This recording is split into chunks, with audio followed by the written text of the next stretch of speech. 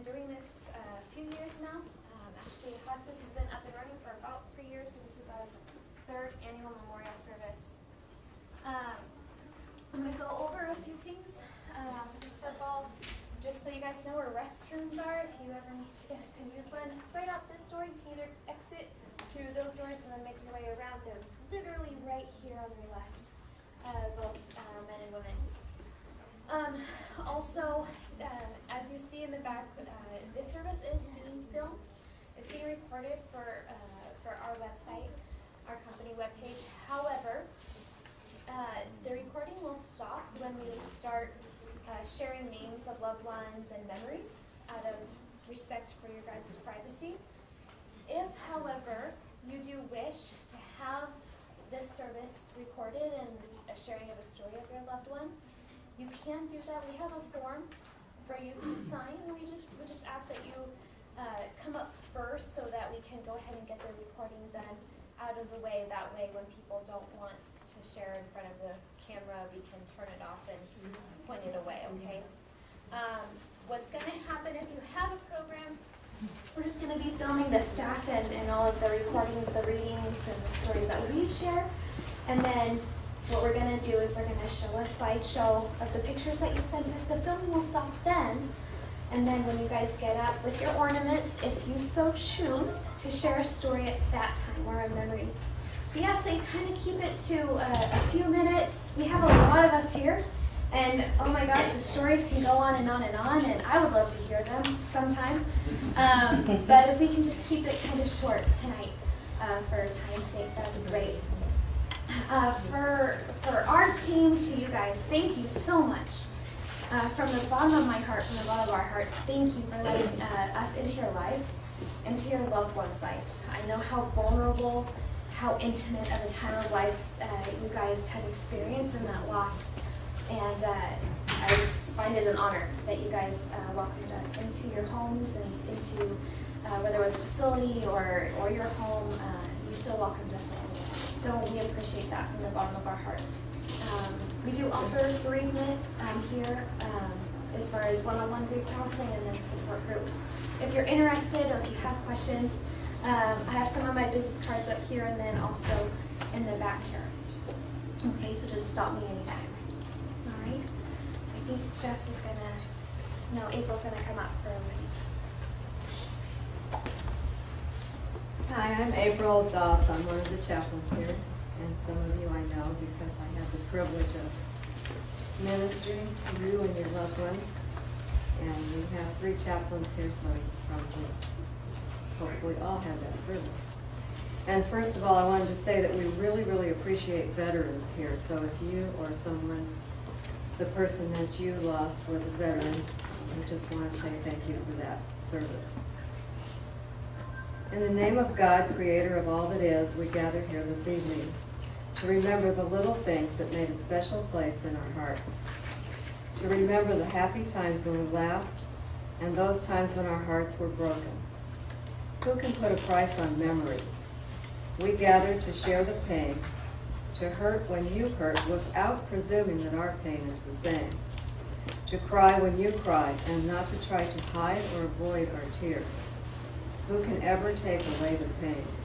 We gather to give you the gift of grief, to stand beside you in silence and not be uncomfortable with your tears, to allow you the gift of mourning this loss and to not lose patience, for grief is God's way of healing a broken heart.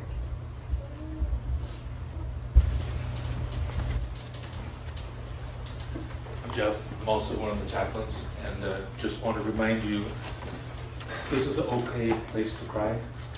Crying is okay. No one has to be strong tonight. You don't have to hold anything in. So just want to encourage that and give you permission. This is a poem written by John O'Donohue, Grief, and it's touched me in my life and loss that I've had, so I wanted to share this. When you lose someone you love, your life becomes strange. The ground beneath you becomes fragile. Your thoughts make your eyes unsure, and some dead echo drags your voice down where words have no confidence. Your heart has grown heavy with loss. And though this loss has wounded others too, no one knows what has been taken from you when the silence of absence deepens. Flickers of guilt kindle regret for all that was left unsaid or undone. There are days when you wake up happy, again inside the fullness of life, until the moment breaks and you're thrown back onto the black tide of loss. Days when you have your heart back, you were able to function well, until in the middle of work or encounter, suddenly with no warning, you're ambushed by grief. It becomes hard to trust yourself. All you can depend on now is that sorrow will remain faithful to itself. More than you, it knows its way and will find the right time to pull the rope of grief until that coiled hill of tears has reduced to its last drop. Gradually, you will learn acquaintance with the invisible form of your departed, and when the work of grief is done, the wound of loss will heal, and you will have learned to wean your eyes from that gap in the air and be able to enter the hearth in your soul where your loved one has awaited your return all the time.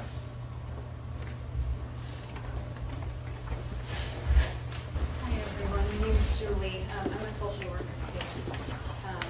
I just want to thank Jeff. That's one of my favorite readings, and it's so powerful. So I have another one for you, and it's called Remember Me. To the living, I am gone. To the sorrowful, I will never return. To the angry, I was cheated. But to the happy, I am at peace. And to the faithful, I have never left. I cannot be seen, but I can be remembered. So as you stand upon a shore, gazing at a beautiful sea, remember me. As you look in awe at a mighty forest and its grand majesty, remember me. As you look upon a flower and admire its simplicity, remember me. Remember me in your heart, your thoughts, and your memories of the times we loved, the times we cried, the times we fought, the times we laughed. For if you always think of me, I will have never gone. One thing before I sit down and we go to the next part, I do want to remind you that if you want to have this as something to take home and you want yourself on camera and to have it as a memory, be sure to fill out that form, sign that form, and then we can make sure that we have your permission and that you can have that as well. As I said before, even letting us have the honor of meeting these wonderful people. I know I've recognized many of those faces. Just so you guys do know, every week we do go over everyone that we've lost. In fact, if you see these faces here, it's filled with every single name that we've served and that we've lost. And we share stories and we talk about the legacies that we know about, and I know that you guys have so many more. So I want you to know that we take this so seriously, and we really just want to honor them and have their memories and their stories live on.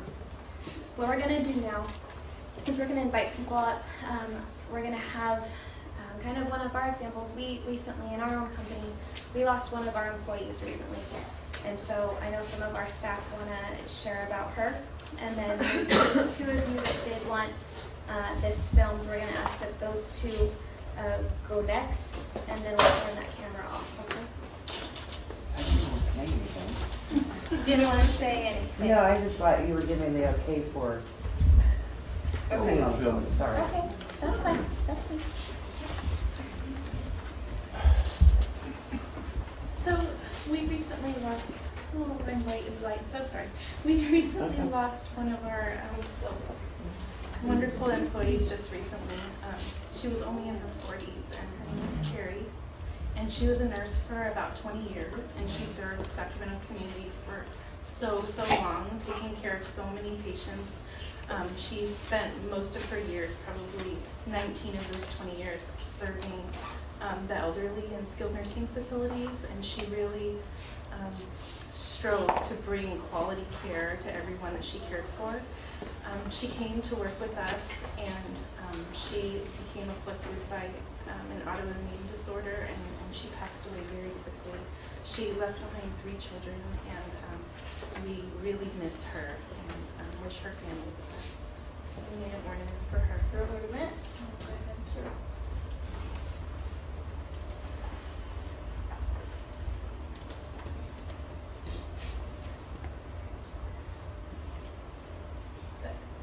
Anyone would like to go next?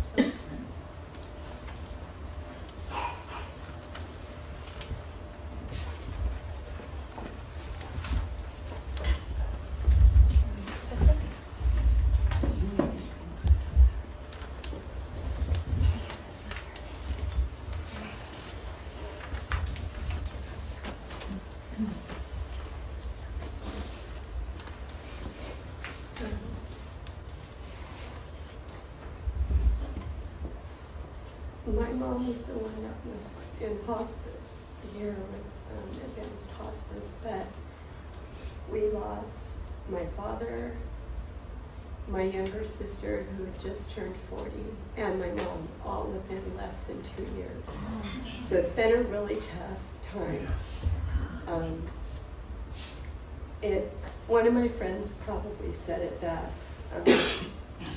The pain doesn't go away, you just cry less. And I just know that we're going to meet again, and it's going to be wonderful. And our family appreciates the very short time that Advanced Hospice helped my mom, because she actually was in hospice. They said she had about 6 months, and at that point she gave up and she was gone within 2 weeks. Wow. So she was tough. A lot of people thought that, you know, she was just a sweet little old lady, and she was tough. That's all I can say. We had our ups and downs, but we miss her very, very much. And thank you for having this memorial. It's very important.